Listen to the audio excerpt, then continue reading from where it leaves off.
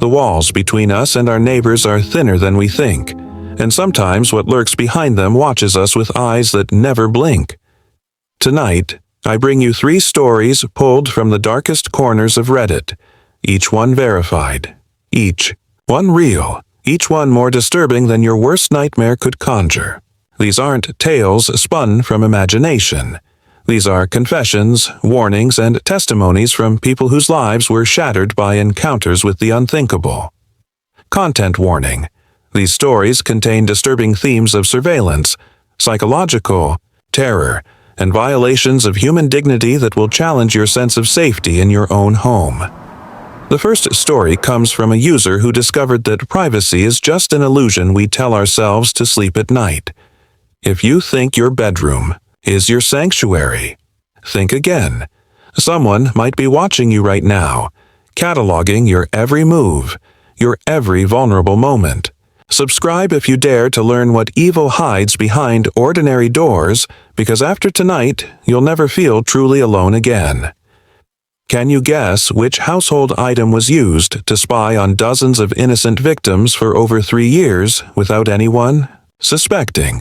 The first person to answer correctly will receive a small reward from me, the storyteller, tonight, as a way of saying thank you for watching and supporting.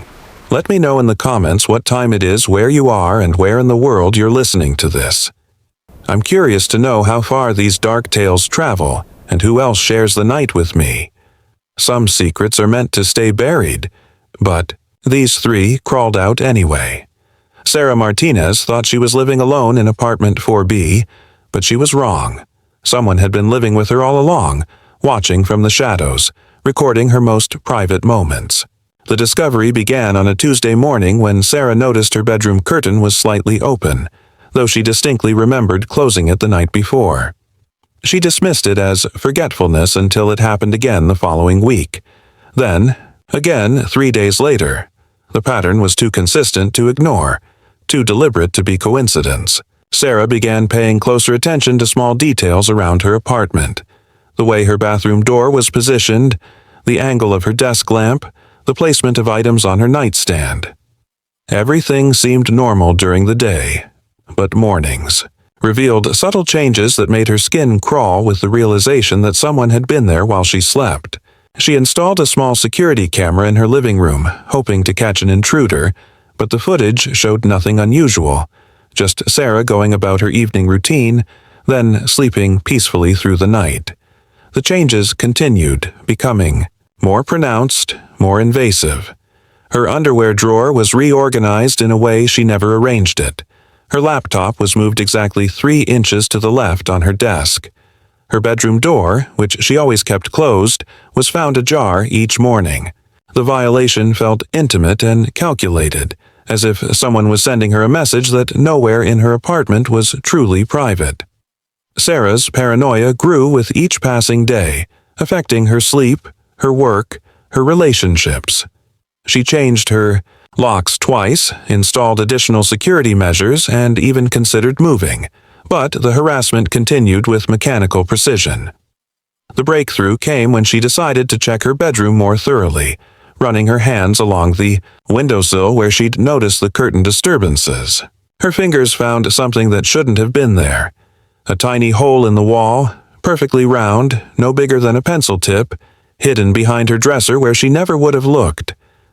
The hole was so small, so perfectly concealed, that Sarah almost convinced herself it was a natural imperfection in the old building's construction until she found the second one, then the third, then the fourth.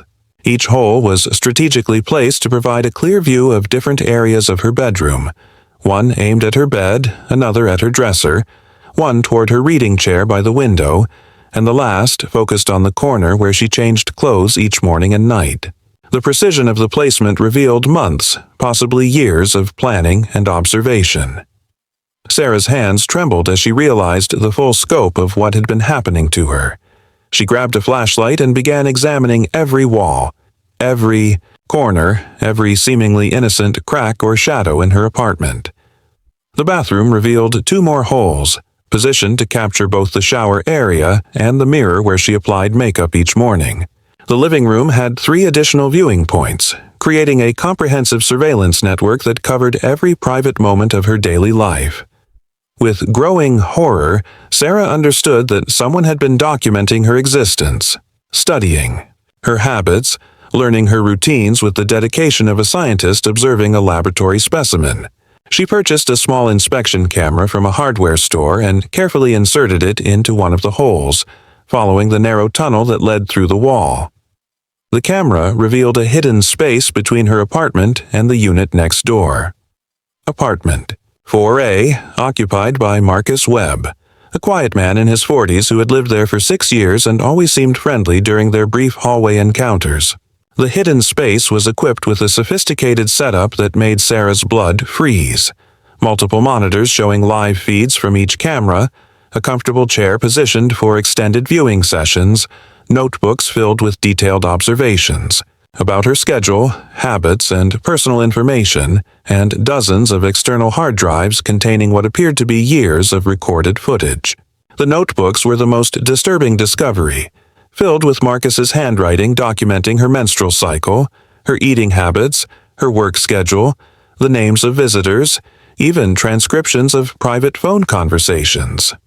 He had noted which outfits she preferred, which foods she ate most often, how long she typically spent in the shower, and intimate details about her relationships that no stranger should ever know. One entry read, "Subject sleeps on left side of bed, talks in sleep approximately twice per week, appears to have recurring nightmare involving water, possible trauma response worth investigating further." Another entry detailed her grocery, shopping patterns, and noted which brand of underwear she purchased most frequently. The clinical tone of the observations made Sarah physically ill as she realized she had been reduced to a research subject in Marcus's twisted psychological study. Sarah documented everything with her phone camera, her hands shaking so violently she could barely hold the device steady as she photographed the monitors, the notebooks, and the extensive filing system Marcus had created to organize his surveillance data. She discovered folders labeled with dates going back 4 years, each containing detailed daily reports about her activities, photographs taken through the hidden cameras, and what appeared to be psychological profiles analyzing her behavior, patterns. One folder was titled Emotional Response Triggers and contained notes about which situations made her cry, laugh, or appear anxious. Marcus had been conducting behavioral experiments, documenting how she reacted to different stimuli, like leaving her mail in unusual positions or making subtle noises through the walls at specific times to observe her stress responses. When Sarah finally gathered the courage to confront Marcus directly, she knocked on his door at 3 p.m. on a Thursday, when she knew he would be home based on his documented schedule that had been tracking her movements for years. Marcus answered the door with the same friendly smile he always wore, asking how her day was going and commenting on the nice weather. His casual demeanor was more terrifying than if he had appeared obviously disturbed or threatening. When Sarah asked about the cameras, Marcus's expression didn't change at all. He simply invited her inside for coffee and calmly explained that he had installed the surveillance system for security purposes, to protect the building from potential break-ins. He spoke in the same neighborly tone he always used, as if documenting someone's private life for years was a perfectly reasonable thing to do. Marcus showed her printed security company brochures and explained that he had been monitoring several apartments in the building to ensure everyone's safety, particularly young women living alone who might be vulnerable to crime. He claimed the detailed notebooks were simply incident reports, required by the security protocol he had established. When Sarah pressed him about the intimate nature of his observations and the obvious invasion of privacy, Marcus became slightly agitated, insisting that she should be grateful for his protection rather than questioning his methods.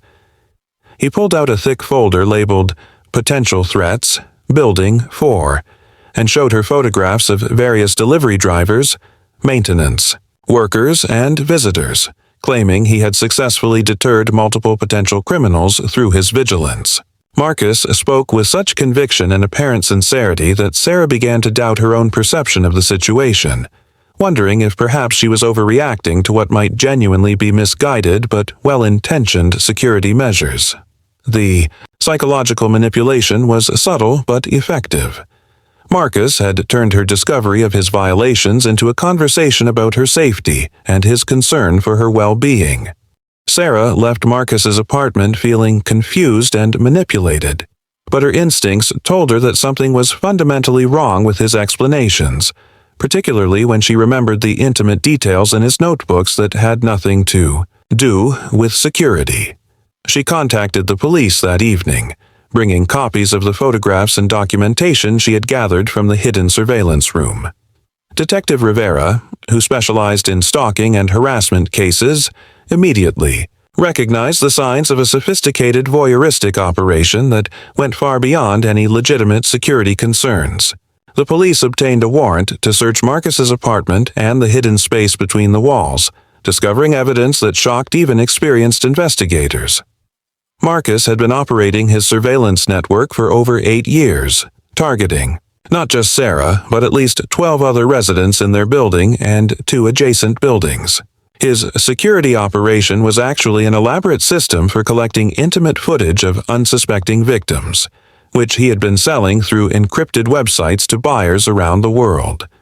The computer forensics team recovered terabytes of recorded material showing residents sleeping, changing clothes, showering, and engaging in private activities, all categorized and labeled with disturbing clinical precision.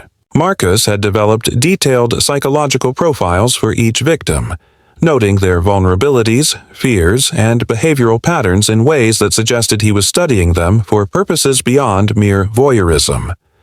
Some of the files contained what appeared to be plans for escalating his surveillance into more direct forms of contact and manipulation. The investigation revealed that Marcus had been gradually installing new cameras and expanding his network over the years, upgrading his equipment and refining his techniques based on what he learned from observing his victims' security habits. He had documented which residents were most likely to notice changes in their environment and had developed specific strategies for avoiding detection by different personality types. The police discovered that Marcus had used information gathered from his surveillance to manipulate situations in his victims' lives, applying for jobs at companies where they worked, frequenting locations they visited regularly, and even establishing relationships with people in their social circles. Several victims reported experiencing an unusual series of coincidences and encounters with Marcus that they had previously dismissed as chance meetings, but now realized were carefully orchestrated, based on intimate knowledge of their schedules and preferences. The scope of his operation extended beyond simple voyeurism into a complex web of psychological manipulation and control that had affected dozens of innocent people over nearly a decade. The police investigation uncovered the most disturbing aspect of Marcus's operation when they discovered his connection to a network of similar operators in cities across the country, all sharing techniques, equipment recommendations, and even trading recorded material of their victims.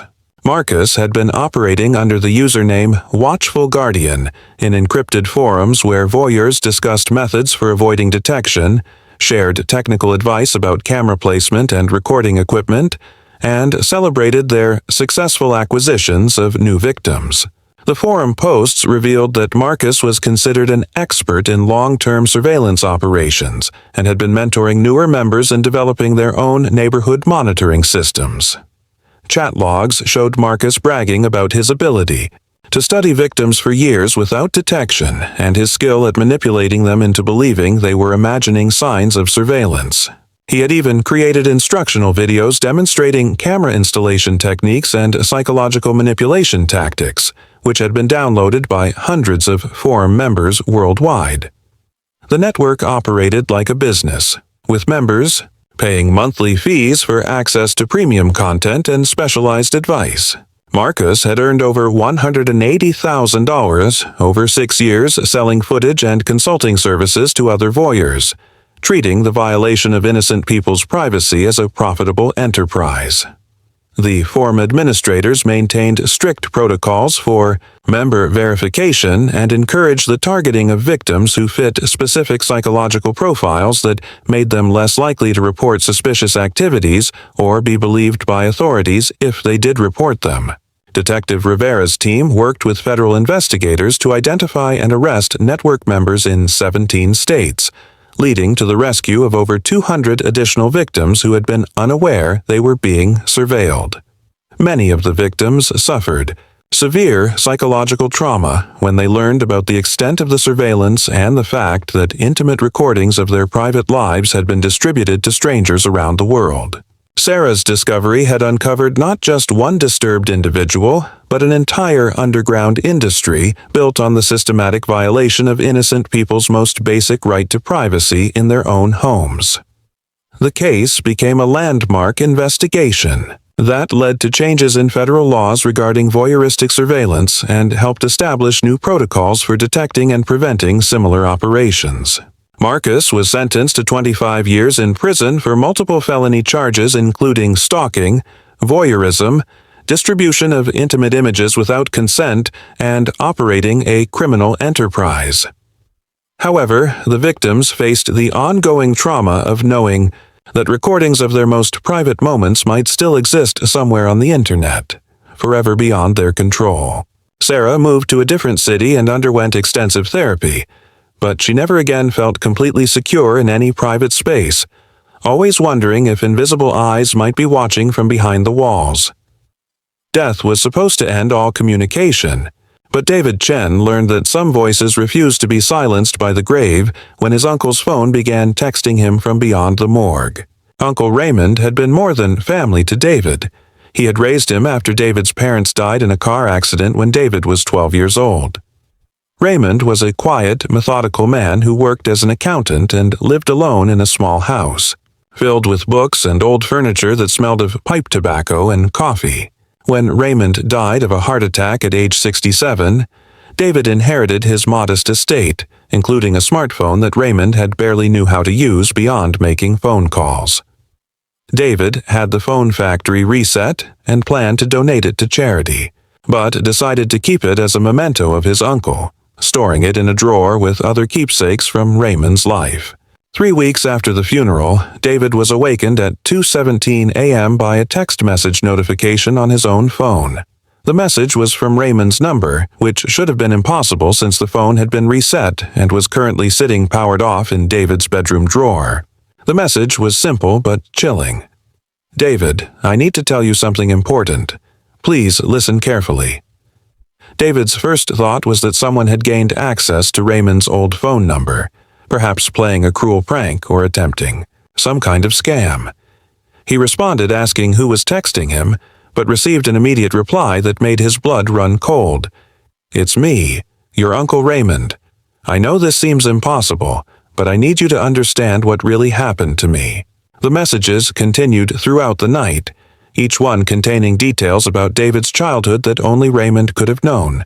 The time David broke Raymond's favorite coffee mug and lied about it. The secret hiding place where Raymond kept emergency money behind a loose brick in the basement wall. The pet name Raymond used to call David's mother before she died. These weren't things that could be found in social media profiles or public records. They were intimate family memories shared only between Raymond and David during their years living together. The most disturbing message arrived at 4:33 a.m. "David, my death wasn't natural. Someone killed me, and they're going to kill you too if you don't listen to what I'm about to tell you." David spent the following day trying to rationalize the messages, convincing himself that grief was making him imagine connections that weren't really there. But when he showed the text to his friend Maria, she confirmed that the messages were definitely appearing on his phone and contained information that no outside person could possibly know. The messages from Raymond's number became more frequent and increasingly specific, containing information that defied any logical explanation for how someone could have obtained such intimate knowledge about David's life. The texts described childhood memories with perfect accuracy, the exact words Raymond had spoken when teaching David to ride a bicycle, the specific way Raymond hummed while making Sunday breakfast, even the private conversations they had shared about David's fears and dreams during his teenage years. One message detailed a conversation about David's first girlfriend that had taken place in Raymond's kitchen on a rainy Thursday evening when David was 16, including Raymond's exact advice about treating women with respect and the specific way he had squeezed David's shoulder while speaking.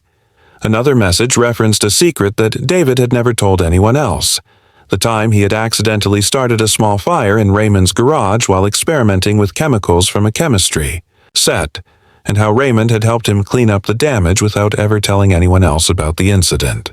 The texts also contained observations about David's current adult life that only someone watching him closely could know: his morning coffee routine, the fact that he had been considering changing jobs, his recent breakup with his girlfriend, Jennifer, and his habit of talking to himself while working on home improvement projects.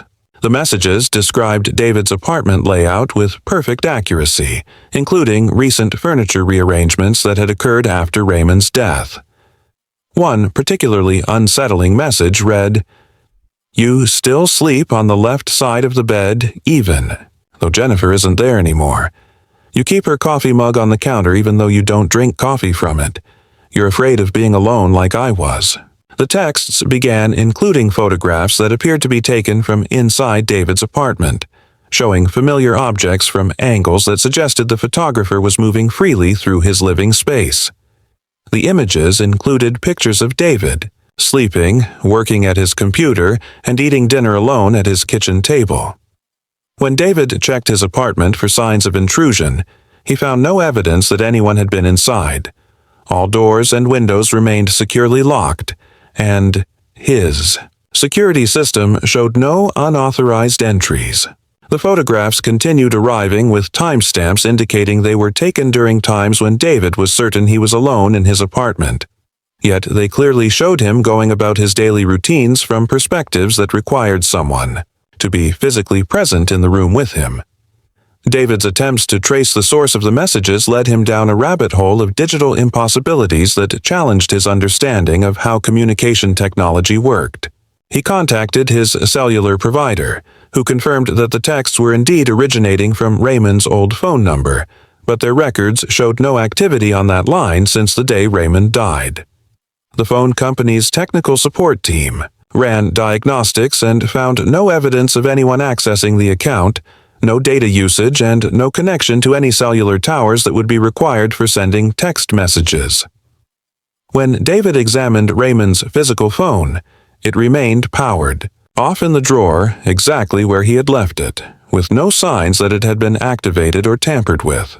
Even more disturbing was the discovery that the messages were arriving on David's phone even when he turned off his own cellular service and relied only on Wi-Fi connection, suggesting that the communication was somehow bypassing normal cellular networks entirely.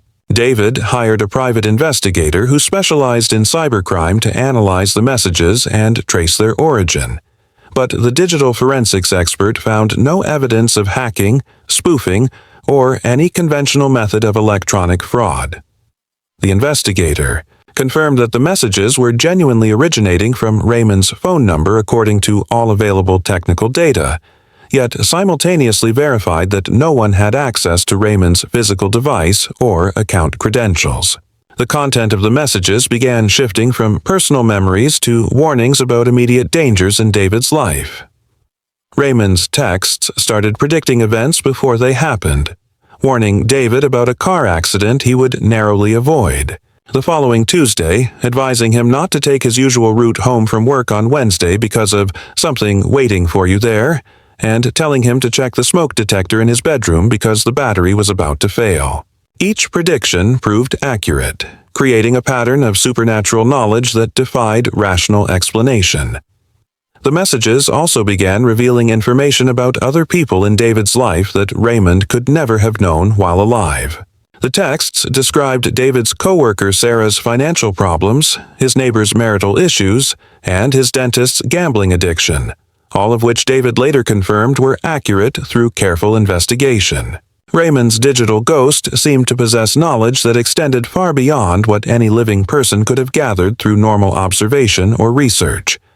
The most chilling messages were those that described events happening in real time. While David was experiencing them, texts arriving that described exactly what he was wearing, what he was eating for dinner, or what television program he was watching, often arriving before David had made conscious decisions about these activities. David's desperation for answers led him to seek help from Dr. Elena Rodriguez, a professor of electrical engineering who specialized in cellular communication systems and had written extensively about anomalous technological phenomena.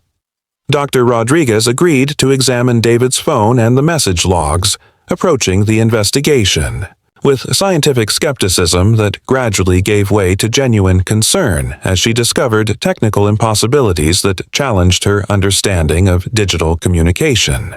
Her analysis confirmed that the messages were indeed originating from Raymond's deactivated phone number, transmitted through cellular networks that showed no record of the communications in their system logs. The data packets containing the messages appeared to be materializing within David's phone's memory without traveling through any traceable network infrastructure, as if the information was being directly inserted into the device through means that current technology couldn't explain. Dr. Rodriguez connected David's phone to advanced monitoring equipment that tracked all incoming and outgoing data, hoping to capture evidence of the transmission method being used to send the messages. During a controlled experiment, while David's phone was isolated from all networks and connected only to the monitoring devices, a message arrived from Raymond's number containing a detailed description of the laboratory where they were conducting the test, including accurate descriptions of equipment that wasn't visible from David's position in the room. The monitoring equipment detected the arrival of the message data, but could find no corresponding network activity or transmission source, suggesting that the information had appeared within the phone's memory through process that violated fundamental principles of data communication. The message read, "Dr. Rodriguez is wearing a blue sweater with a small stain near the left pocket. She's thinking about her daughter's piano recital tomorrow evening at 7 p.m. The recital will be interrupted when Mrs. Patterson's grandson has an asthma attack during the second song."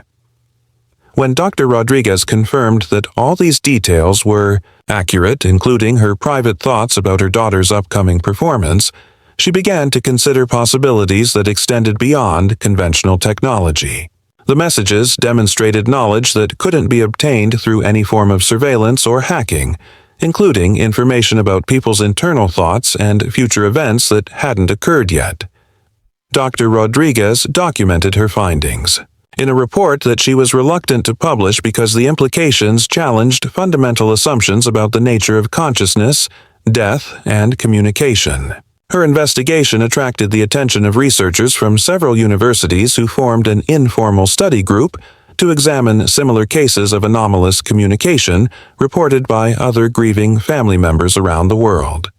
The final message from Raymond arrived on a cold Sunday morning exactly 6 weeks after his funeral, longer and more detailed than any previous communication, containing information that would shatter David's understanding of his uncle's life and death forever. The message began with an apology. "David, I'm sorry for everything I'm about to tell you, but you need to know the truth about what happened to me and what's going to happen to you if you don't take action immediately." Raymond's digital voice revealed that his death had not been the natural heart attack that everyone believed, but rather the result of a carefully planned poisoning carried out by someone David trusted completely. The message provided specific details about how the poison had been administered through Raymond's morning coffee during what he thought was a friendly visit from David's girlfriend Jennifer, who had been secretly involved with Raymond's financial advisor, Marcus Webb, the same Marcus Webb who had been managing Raymond's investments and had recently convinced him to update his will. Raymond's text explained that Jennifer and Marcus had discovered that Raymond was planning to leave his entire estate to a children's charity rather than to David, which would have eliminated their plan to access the inheritance through David after Raymond's death. The poisoning had been designed to mimic a heart attack, and Jennifer had ensured she was present during Raymond's final moments to prevent him from revealing the truth or calling for help that might have saved his life. The message included specific evidence that David could use to prove the murder, the location of the poison container hidden in Jennifer's apartment, the bank account numbers that Marcus had used to move Raymond's money, and the exact timing of financial transactions that had occurred immediately after Raymond's death.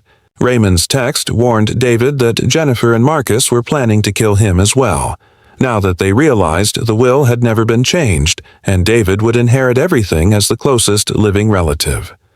The message provided a detailed timeline of their plan. Jennifer was going to reconcile with David and suggest they take a weekend trip to a remote cabin where David would suffer a tragic accident that would leave Jennifer as his beneficiary through a life insurance policy she had secretly taken out in his name. The final portion of Raymond's message contained coordinates to a location where he had hidden physical evidence of Jennifer and Marcus's crimes, including audio recordings of their conversations that Raymond had secretly made after becoming suspicious of their behavior in the weeks before his death. The text ended with a chilling warning. "Trust no one, David. They're coming for you tonight. The evidence is buried under the oak tree in Miller's Park, 30 feet north of the bronze memorial plaque. Save yourself and get justice for both of us." The dead should stay dead, but in the basement morgue of St. Catherine's Hospital, they refused to follow that simple rule, and night shift worker Rebecca Torres was about to discover that some jobs come with responsibilities that extend far beyond the living. Rebecca had been working the overnight shift in the hospital's morgue for 3 years, finding comfort in the quiet solitude and the straightforward nature of caring for deceased patients before their final journey to funeral homes or crematoriums. The work involved basic maintenance of the refrigeration units, updating documentation, and ensuring that bodies were properly prepared and positioned according to hospital protocols. Most nights passed without incident. Rebecca would complete her rounds, update the logbooks, and spend the remaining hours reading or studying for her nursing degree in the small office adjacent to the main morgue facility. The first sign that something was wrong came on a Tuesday night in October when Rebecca noticed that Mrs. Patterson, an elderly woman who had died earlier that day, was positioned differently than when Rebecca had logged her into the system during the evening shift change. Mrs. Patterson had been placed on her back with her arms at her sides, but when Rebecca checked on her at 2 a.m., the body was on its side with one arm draped across the chest in what appeared to be a comfortable sleeping position. Rebecca assumed that one of the evening shift workers had repositioned the body for some procedural reason and made a note in the logbook. But when she mentioned it to her supervisor the next morning, no one could explain why the body had been moved. The incident might have been dismissed as a simple oversight if it hadn't happened again 3 nights later with a different deceased patient. Mr. Rodriguez, who had been admitted after a car accident, was found sitting upright on his gurney with his legs hanging over the edge, as if he had simply decided to get up and take a break from being dead. Rebecca checked the security recordings, but the morgue cameras only showed her entering and leaving the facility during her regular rounds. There was no footage of anyone moving or repositioning the bodies. The movements continued night after night, becoming more elaborate and disturbing. Bodies that had been lying flat would be found arranged in lifelike poses. Some appeared to be engaged in conversation with each other. Others were positioned as if reading imaginary books or newspapers. And one elderly man was discovered arranged as if he were conducting an invisible orchestra. The positioning was always gentle and respectful, never violent or disturbing, but the implications were terrifying because Rebecca was certain that no living person was responsible for the movements. Rebecca began documenting the body movements with systematic precision, photographing each deceased patient's position at the beginning of her shift and again during her hourly rounds throughout the night. The photographs revealed a disturbing pattern that suggested the movements were not random, but followed a specific sequence that seemed to repeat every 7 days. During the first night of each cycle, bodies would be found in simple resting, positions different from their original placement. The second night brought more complex arrangements, with multiple bodies positioned as if interacting with each other. By the third and fourth nights, the deceased appeared to be engaged in elaborate scenarios, some arranged around the central table as if attending a meeting, others positioned near the windows as if looking outside, and occasionally groups arranged as if participating in social activities. The pattern reached its peak on the fifth night, when Rebecca would find the bodies arranged in increasingly sophisticated tableaux that seemed to tell stories or convey messages.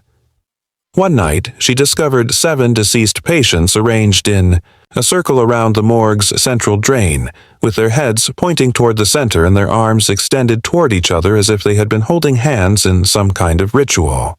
Another night revealed all the bodies facing the same direction toward a corner of the room where nothing visible existed, their faces turned upward as if watching something on the ceiling that Rebecca couldn't see. The sixth night, typically, showed the bodies returned to more natural positions but still clearly moved from their original placement, and by the seventh night, they would be back in their assigned positions as if nothing had ever happened. Rebecca's photographs documented this weekly cycle repeating consistently for 2 months, with new bodies joining the pattern as they were admitted to the morgue and others leaving the cycle when they were transferred to funeral homes. The most disturbing discovery was that the bodies seemed to maintain their positions in the pattern based on when they had died, not when they had arrived at the morgue. Patients who died on the same day would always be positioned near each other, regardless of their age, gender, or cause of death, suggesting that some form of organization was governing the movements based on criteria that had nothing to do with the physical characteristics of the deceased.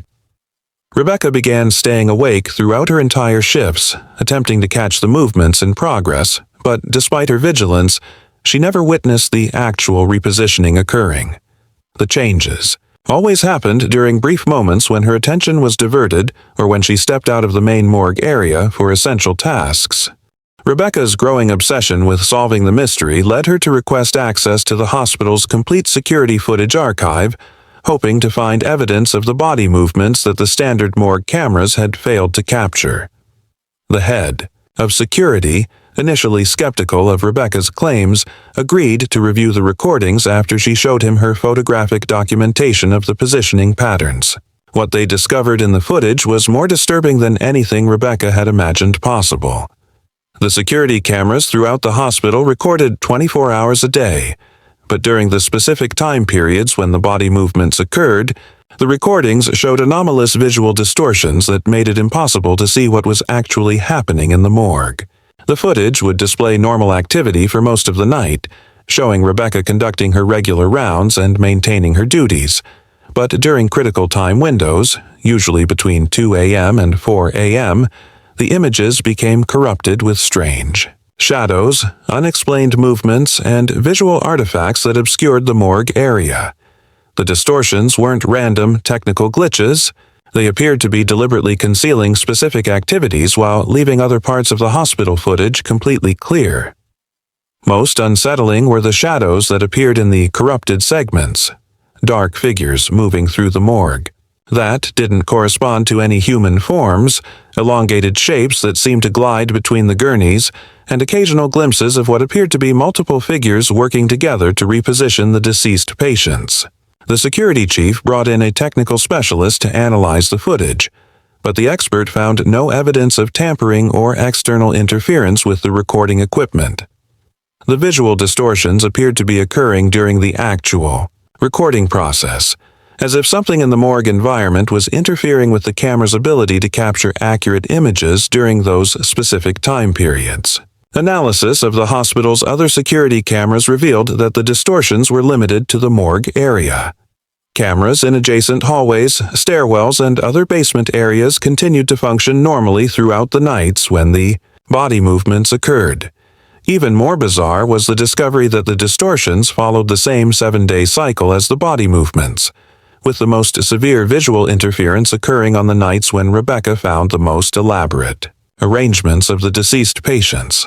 The technical analysis also revealed that during the distorted periods, the morgue's temperature sensors recorded fluctuations that couldn't be explained by the refrigeration systems, and electromagnetic field detectors placed throughout the area registered unusual readings that suggested the presence of energy sources that couldn't be identified or located.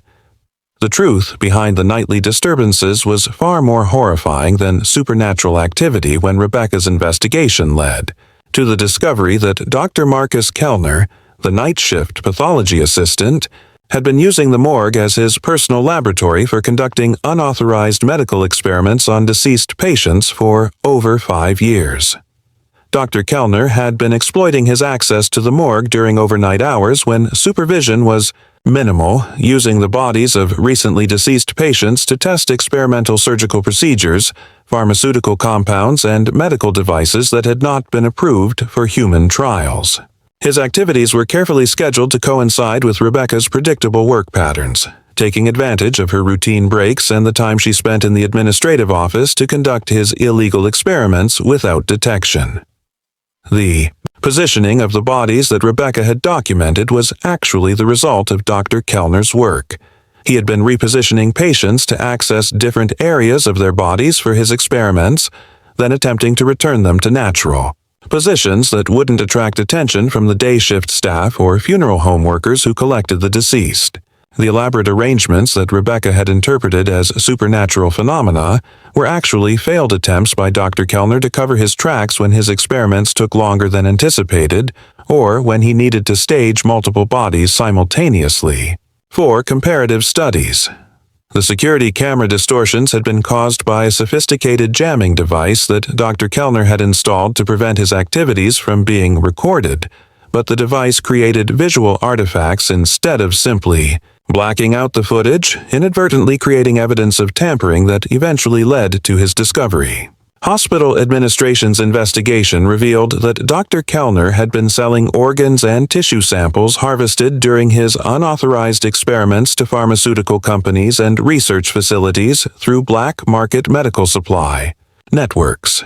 He had also been testing experimental drugs on deceased patients to gather data that he sold to companies developing similar compounds, using the morgue as an unregulated testing facility where his subjects couldn't report adverse reactions or refuse to participate in dangerous trials. The scope of Dr. Kellner's operation included detailed medical records of his experiments, photographs documenting the effects of various procedures, and financial records showing he had earned over $300,000 by selling illegally obtained biological materials and research data. Some of the experiments had involved attempting to revive recently deceased patients using experimental techniques, which explained the occasional positioning of bodies in lifelike poses that suggested movement or consciousness. Dr. Kellner's arrest led to a comprehensive review of hospital morgue procedures and the implementation of continuous video monitoring with tamper-proof recording systems to prevent similar violations in the future. The full extent of Dr. Kellner's crimes emerged during his trial when prosecutors revealed that he had violated the dignity of over 400 deceased patients during his 5-year reign of terror in the hospital morgue, turning a place meant for peaceful rest into a chamber of medical horrors that defied both legal and ethical boundaries. The investigation uncovered evidence that Dr. Kellner had been documenting his experiments with clinical precision, maintaining detailed records of which procedures he performed on each body, what compounds he injected, and what physical changes occurred as a result of his interventions. His laboratory notes revealed experiments ranging from testing untested surgical techniques to injecting experimental drugs to attempting to harvest and preserve organs for illegal sale to research facilities that operated without proper oversight or ethical review boards. The most disturbing aspect of Dr. Kellner's crimes was his complete dehumanization of the deceased patients, referring to them in his notes only by numbers and treating them as disposable research materials rather than human beings deserving respect and dignity in death. Families of the victims experienced profound trauma when they learned that their loved ones had been subjected to unauthorized procedures after death, with many requiring extensive psychological counseling to cope with the violation of their grief and the knowledge that their family member's final rest had been disturbed by someone sworn to protect human life. Rebecca Torres suffered severe psychological damage from her unwitting involvement in Dr. Kellner's operation, requiring months of therapy to overcome the guilt she felt for not recognizing the true nature of what she had been witnessing during her night shifts. The hospital faced multiple lawsuits from families of the deceased patients and was required to implement comprehensive reforms to prevent similar violations in the future, including mandatory background checks for all morgue personnel, continuous surveillance of morgue facilities, and strict protocols for accounting for all deceased patients in the facility's care. Dr. Kellner was sentenced to 35 years in prison for multiple felony charges including desecration of human remains, illegal harvesting of human organs, conducting unauthorized medical experiments, and operating a criminal enterprise that profited from the violation of human dignity. The case led to nationwide reforms in hospital morgue oversight and became a landmark example of how institutional failures can enable systematic abuse of vulnerable populations, even after death.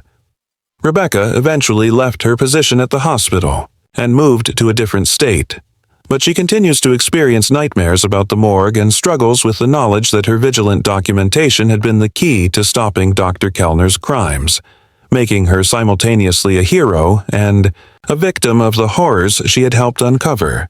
The 3 stories you've heard tonight serve as reminders that evil doesn't always announce itself with dramatic flourishes. Sometimes it whispers through walls, texts from beyond the grave, or hides behind the sterile uniforms of those we trust with our most vulnerable moments. Subscribe if you dare to sleep with one eye open, because now you know that privacy is an illusion. Death may not be final, and even places meant for healing can harbor the darkest human impulses. Like this video if you're still checking your phone for messages from numbers that should be silent, and remember, some doors are better left unopened, some messages are better left unread, and some truths are too terrible to ignore. Sweet dreams if you can manage them tonight.